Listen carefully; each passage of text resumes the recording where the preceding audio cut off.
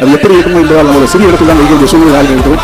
அடுத்த வருடமெல்லாம் ஒரு பிரம்மாண்டமான தமிழகமே திரும்பி பார்க்கக்கூடிய அளவுக்கு நமது குழந்தைகளின் எழுச்சியை காட்ட வேண்டும் என்பதுதான் நமது மாநில பேரவையில் ஒரு லட்சியமாக வைத்திருக்கின்றோம். கண்டிப்பாக நமது குழந்தைகள் படிப்பிலும் சரி, கல்வியிலும் சரி, கலையிலும் சரி, எல்லா விதத்தையும் மிக சிறந்த எடுத்து வர வேண்டும். அதற்காக எல்லா விதமான தேக்கத்தையும் ஆக்கத்தையும் நாங்கள் கொடுக்க தயாராக இருக்கின்றோம். நீங்கள் எந்த நாளத்திலும் நாம் மற்றவர்களுக்கு இலத்தவர்கள் மட்டும் நிறுத்துவார்கள். நாம் ஒரு சிறந்த சமுதாயம், ஒரு சிறந்த சமுதாயமாக இருக்கிறதுனால்தான் நம்மை யாராலையும் இதுவரைக்கும் அடக்க முடியவில்லை. ஆனால் நாம் நமது திறமையை வெளிக்காட்டுவதற்கு தயங்குகின்றோம், நமது தைரியத்தை வெளிக்காட்டுவதற்கு தயங்குகின்றோம். அதை நீங்கள் மறைத்துவிட்டு நீங்கள் வெளியே வாங்கள். நீங்கள் வெளியே வந்தால்தான் நமது சமுதாயம், நமது குழந்தைகள், நமது வருங்கால சந்தையினர் மிக சிறந்த இடத்தை அடைவார்கள். ஆகவே இந்த கலை நிகழ்ச்சி மிகவும் சிறப்பாக நடைபெறும் என்ற நம்பிக்கை எனக்கு இருக்கிறது. அதற்காக பாடுபட்ட நமது வாணியத்துறை நிர்வாகிகள் அனைவருக்கும் இந்த விதமான நன்றியை தெரிவித்துக் கொண்டு இந்த கலை நிகழ்ச்சி நடத்துவோம் என்றால் பேசிக் கொண்டிருப்பதோடு உங்கள் செயலால் காமியுங்கள். அடுத்த வருடம் கிட்டத்தட்ட ஒரு 10,000 பேர் கூடிய ஒரு அரங்கத்தில் நமது கலை நிகழ்ச்சி நடத்துவோம் என்பதை உங்களுக்கு காட்டிக்கொண்டு உங்கள் திறமைகளை